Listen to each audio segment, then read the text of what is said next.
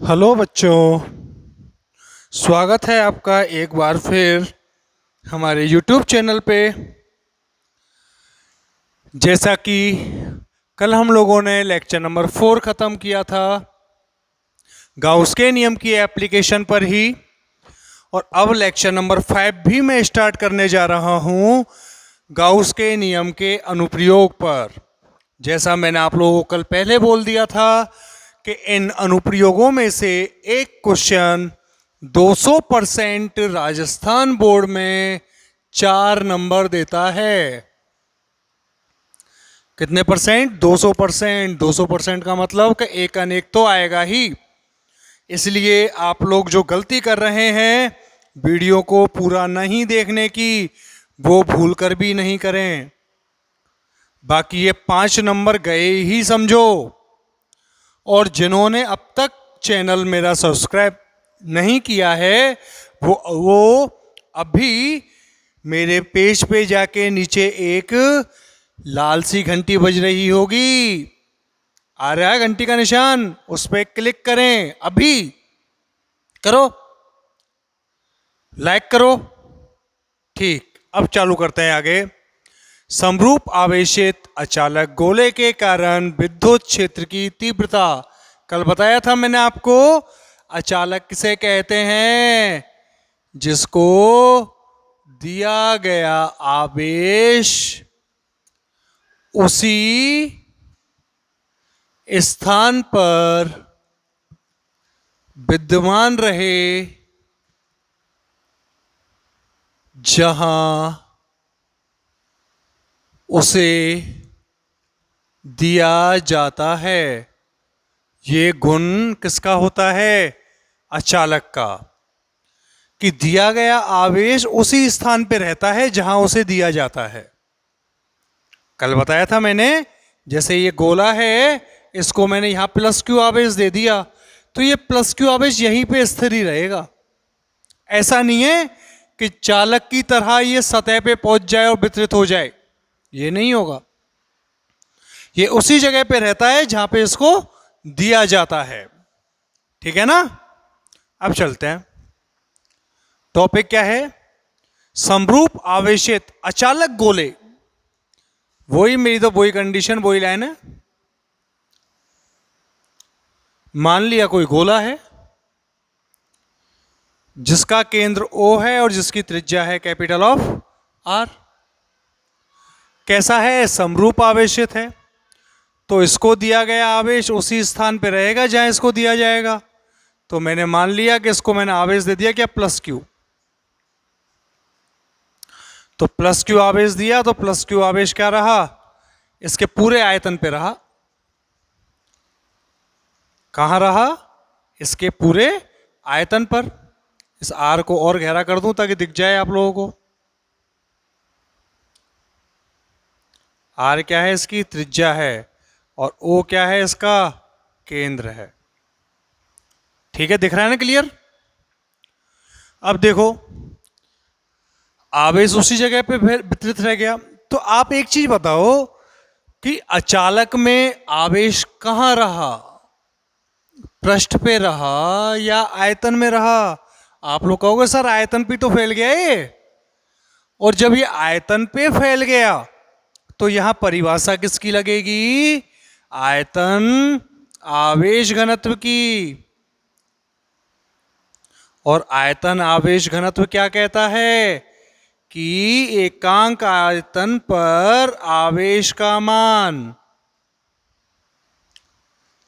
आवेश क्या दिया है मैंने? इसको Q ही दिया है, और आयतन क्या है इसका? 4/3 पाई R क्यूब। तो इसका कुल आवेश कितना हो गया इस पे? रो इंटू 4/3 पाई R क्यूब। समीकरण नंबर 1 जैसा करते आए हैं। अब आगे चलें। अचालक गोला हो गया, समरूप आवेशित हो गया, के कारण विद्युत क्षेत्र की तीव्रता। तो इस लाइन को ऐसे बोल दूं, के कारण किसी बिंदु पर विद्युत क्षेत्र की तीव्रता। क्या आया दिमाग में? सर किसी बिंदु बोला है, मतलब कि बिंदु 3 स्थितियों पे हो सकता है। कहाँ कहाँ? सर बाहर हो जाए, सतह पे हो जाए, या अंदर हो जाए। पढ़ाया अभी आपने, 2 बार पढ़ा दिया। ठीक है, पढ़ाना मेरे को टॉपिक है। तो पहली कंडीशन क्या लूं? सर पहली कंडीशन ले लो कि यदि बिंदु P गोले के बाहर स्थित हो, और बाहर स्थित होगा मतलब क्या हो गया? स्मॉल आर ज्यादा हो जाए किससे? कैपिटल ऑफ आर से। मतलब इस गोले के केंद्रों से स्मॉल आर दूरी पर स्थित बिंदु P पर विद्युत क्षेत्र की तीव्रता का मान ज्ञात करना है, जिसके लिए बिंदु P पर एकांक धनावेश की कल्पना करते हैं। जिसके लिए बिंदु P पर एकांक धनावेश की कल्पना कर ली। और क्या किया कि सर आप इसमें गाउस का नियम लगाओगे, और गाउस का नियम तो किसके पर लगता है? जब पृष्ठ बंद हो। तो यहां पे इस पृष्ठ को भी क्या करो, आप पहले बंद करो। ओ को केंद्र मानकर स्मॉल आर त्रिज्या के एक गोलाकार गाउसियन पृष्ठ की कल्पना कर लो। गाउसियन पृष्ठ की कल्पना कर ली तो क्या करूं कि अब तो कुछ नहीं है, गाउस का नियम लगाओ पहले। क्या होगा गाउस का नियम? कि फ्लक्स फाई बराबर होता है summation Q upon epsilon not. Summation Q को क्या मान लें? क्यू मान लें। समेशन ऑफ क्यू को क्या मान लूं? Q upon epsilon naught. और क्यू की वैल्यू क्या है? Rho into 4/3 pi are cube upon epsilon naught. ये क्या हो गया? समीकरण नंबर 2 हो गया। हो गया ना? कुछ नहीं किया अभी तक कतई भी। क्यू था तो क्यू का मान यहां से उठा के रख दिया मैंने। ठीक है बच्चों, कोई प्रॉब्लम आपको? नो प्रॉब्लम, आगे बढ़ो भाई फिर। अब सर इसमें क्या होगा कि बिंदु P इस पूरी स्मॉल आर त्रिज्या पे कहीं पे भी हो सकता है। ये जो बिंदु P है ये कहीं पे भी हो सकता है। तो सर पूरे पृष्ठ पे एक साथ तो निकलेगा नहीं, तो क्या कर दें? छोटा सा अल्पांश क्षेत्रफल ले लें। किसका? डीए क्षेत्रफल का। डीए अल्पांश ले लिया, प्लस क्यू आवेश पहले से दे रखा है सर आपने। तो क्या हो गया? विद्युत क्षेत्र की दिशा तो बाहर हो गई, क्योंकि हम जानते हैं सीधा सीधा ठोकती हैं डायरेक्शन। तो क्या प्लस है तो बाहर, माइनस है तो अंदर, चलेगी बाहर। अब क्या करें? अब सर अल्पांश क्षेत्रफल से संबद्ध विद्युत फ्लक्स निकाल दूं। अल्पांश क्षेत्रफल डीए वेक्टर से संबद्ध विद्युत फ्लक्स अल्पांश ही होगा। डी फाई बराबर vector E dot D A vector.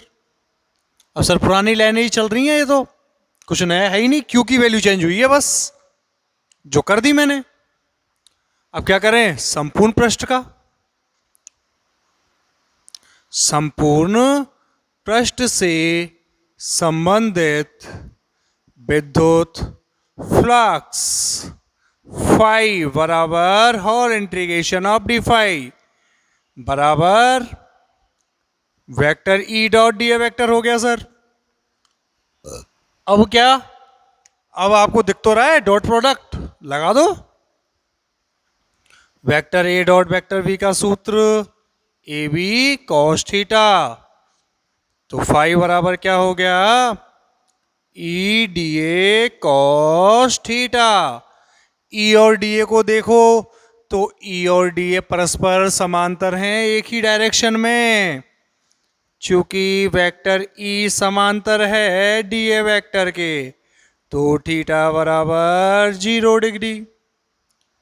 तो cos थीटा बराबर cos 0 डिग्री बराबर हो गया 1, और 1 हो गया तो फाई बराबर क्या हो गया, होल इंटीग्रेशन ऑफ EDA हो गया ना।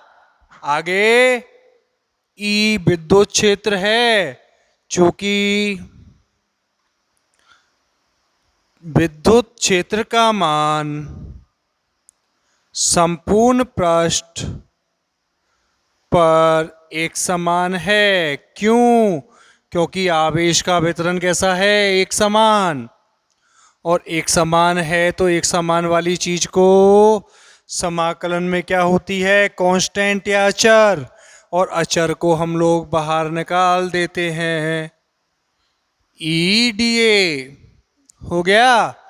अब जो ये गोला है, इस गोले का संपूर्ण पृष्ठीय क्षेत्रफल क्या हो गया, ये तो सर हो गया 4πr² हो गया ना। और फाई की वैल्यू किससे लिखो, समीकरण 2 से। अलग अलग मान रख रहा हूं, पहले ये रखूंगा मैं इसका Q/ε0, Q/ε0 बराबर E × 4πr²। ये वाला मान लिखा है, अभी ये नहीं लिखा, अभी लिखूंगा इसको बाद में। चाहे तो इसको यहां से यूं हटा दो आप, समीकरण नंबर 2 ये रखो, फिर Q का मान यहां से रख दूंगा। तो E बराबर क्या हो गया, 1/4πε0 × Q/r²। हो गया ना। इसको चाहूं तो ये लिख सकता हूं मैं क्या, KQ/r²। K क्या है यहां पे, 1/4πε0। ठीक है। सदिश रूप क्या होगा, सदिश रूप में वेक्टर E बराबर KQ/r².r हो जाएगा ना। क्या हो गया ये, समीकरण number 3। Again from equation number 1, Q का मान रखो अब इसमें, तो E बराबर क्या है, 1/4πε0 × r² है अपॉन में तो, और Q का मान ये रहा, क्या है, रो इंटू 4/3πr³ है ना। Q का मान, आवेश यही तो है, आवेश का मान रख दिया। अब 4π से 4π गया, तो E बराबर क्या रह गया, रो अपॉन 3ε0 गुना किया है, रो ऊपर रह गया, 3ε0 इंटू r³/r²। जब कहां हो, बाहर हो बिंदु P। ये क्या हो गया, समीकरण नंबर 4 हो गया। यहां तक कोई प्रॉब्लम कि सर कोई प्रॉब्लम नहीं, नहीं है ना। आगे देखें,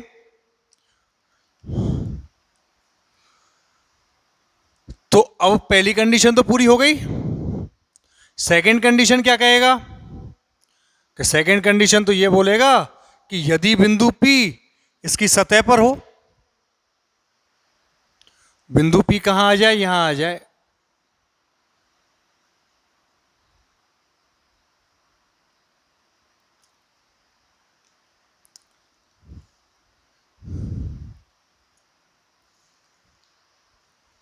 कहां हो सेकंड कंडीशन, जब स्मॉल r बराबर क्या हो जाए, कैपिटल ऑफ R। मतलब बिंदु P इस गोले की सतह पर हो, सतह पर हो तो यहां स्टेप क्या बनेगा, E एट सरफेस बराबर हो जाएगा KQ/R²। स्मॉल r की जगह कैपिटल R, और ये स्टेप क्या हो जाएगा, E एट सरफेस बराबर rho upon 3ε0 into r³ upon capital R²। R² से आर स्क्वायर गया, तो ई एट सरफेस बराबर हो जाएगा रो आर अपॉन 3 एप्सिलॉन नॉट। सतह पर क्लियर हो गया, कोई दिक्कत? कोई दिक्कत नहीं।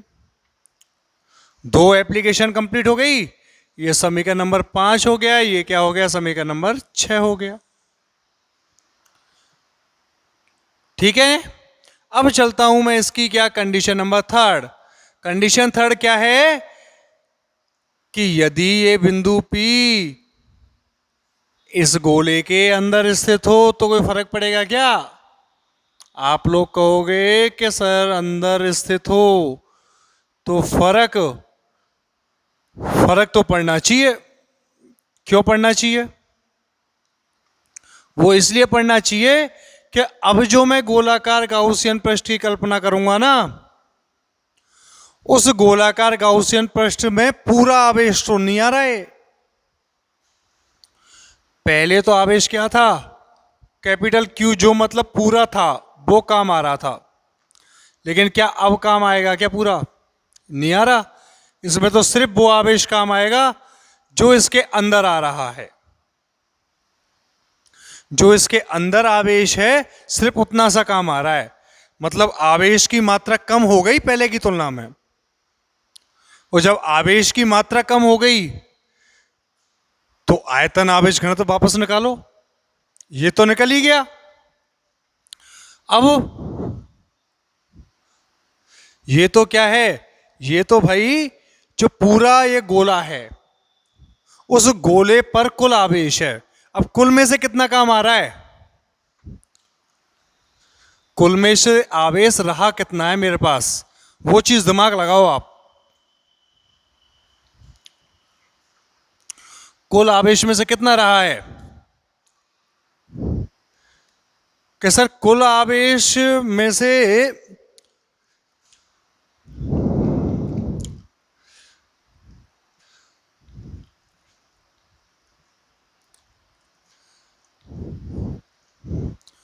इसको मान लू मैं क्यू डैश, तो सर कुल जो आवेश था वो तो ये था, रो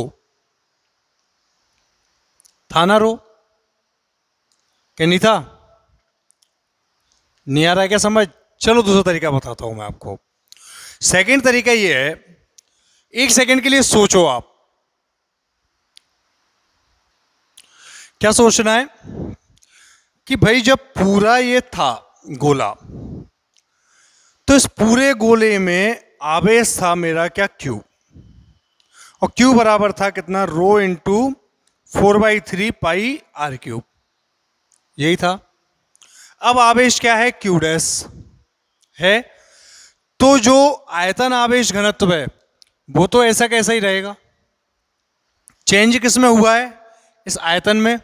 क्या चेंज हुआ है कि ये जो आयतन है ये रह गया, 4/3 पाई स्मॉल आर क्यूब रह गया ना।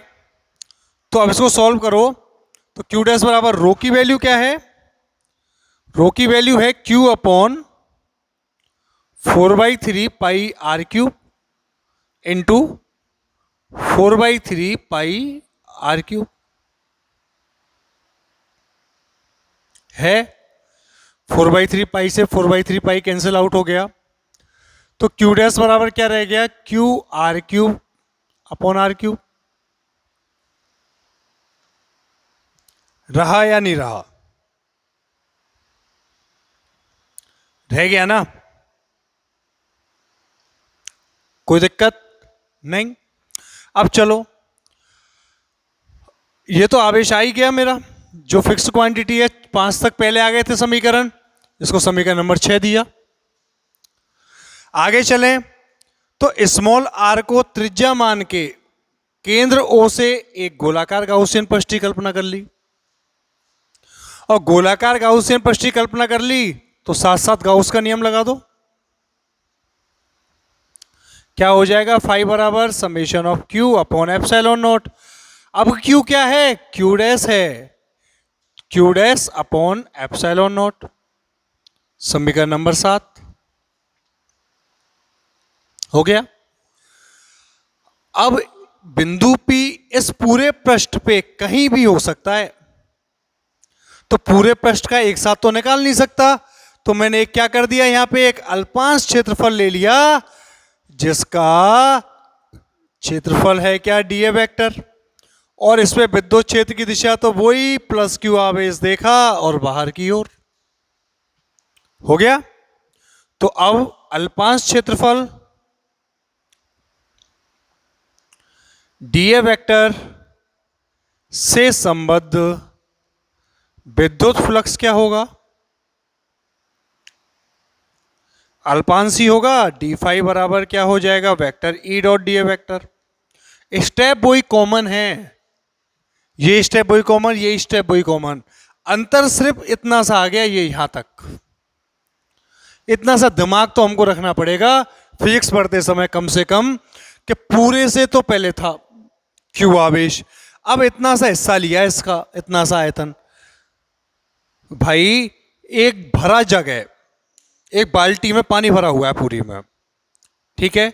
अब उसमें मैंने एक लोटा डुबो दिया, एक मग लिया, उस मग को उसमें क्या कर दिया, डुबो दिया और भर के निकाल लिया। तो जो बाल्टी का पानी है क्या वो कम होगा, उसका आयतन कम हुआ होगा। कितना आयतन कम होगा, जितना उस मग में बाहर निकल गया, यही तो है, जितना उस मग में है उतना उसमें कम हो गया। तो वही काम तो हो गया, पूरी को बाल्टी मान लो, आवेश को पानी मान लो और इसको मग मान लो, काम हो जाएगा ना, हो गया। बाकी स्टेप तो एज इट इज, अल्पांश क्षेत्रफल से संबद्ध विद्युत फ्लक्स हो गया। तो संपूर्ण क्षेत्रफल से संबद्ध विद्युत फ्लक्स या संपूर्ण पृष्ठ फाई बराबर whole integration of D phi बराबर whole integration of vector E dot D A vector. हो गया। आगे देखो, यहां क्या आ गया, वापस डॉट और वेक्टर ए डॉट वेक्टर बी बराबर ए बी कॉस थीटा। तो फाई बराबर integration of E D A cos theta. फिर देखो डायरेक्शन ई और डी ए की परस्पर पैरेलल है,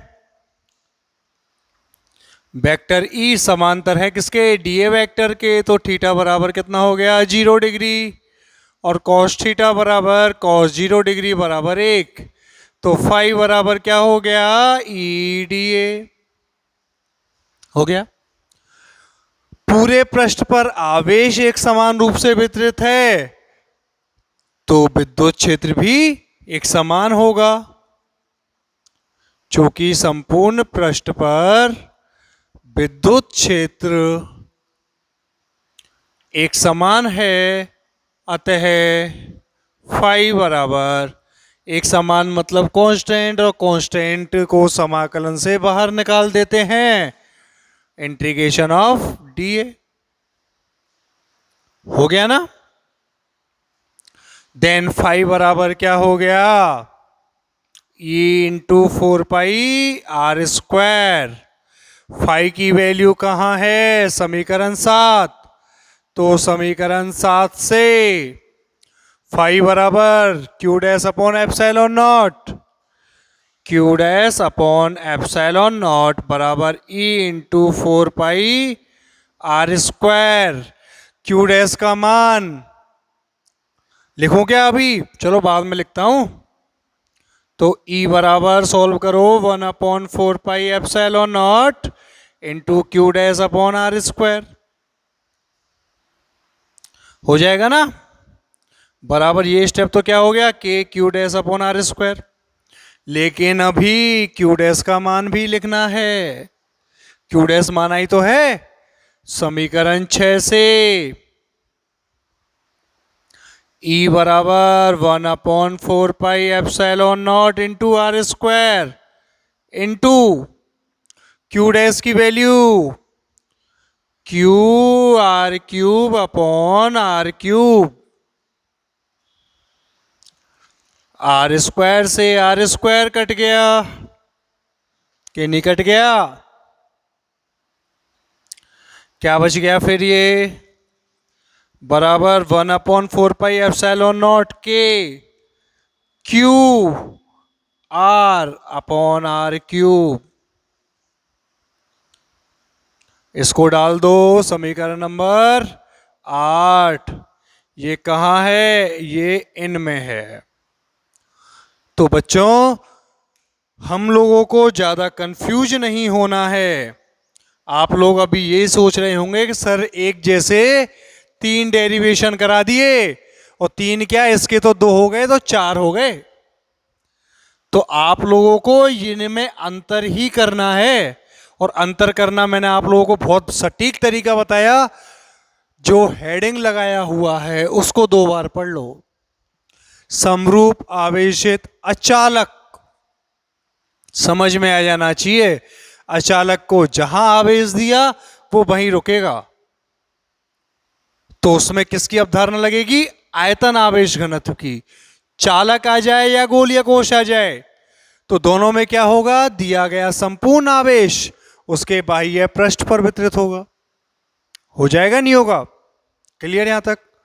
और एक कंडीशन और आई थी क्या? जब अंदर हो, तो अंदर वाले में तो भाई पूरे में आवेश पहले फैल रहा था, उस पूरे में से इतना सा हिस्सा लिया मैंने, इतना सा आयतन, तो नया आवेश निकल गया। ठीक है बच्चों? वीडियो पूरा देखें, और जो वीडियो है उसके नीचे एक लाल घंटी होगी साइड में, यदि अब तक उसको क्लिक नहीं किया है ना तो अब भी क्लिक कर दो। ये बहुत फायदेमंद है, और वीडियो कंप्लीट देखें। ठीक है? Okay bye.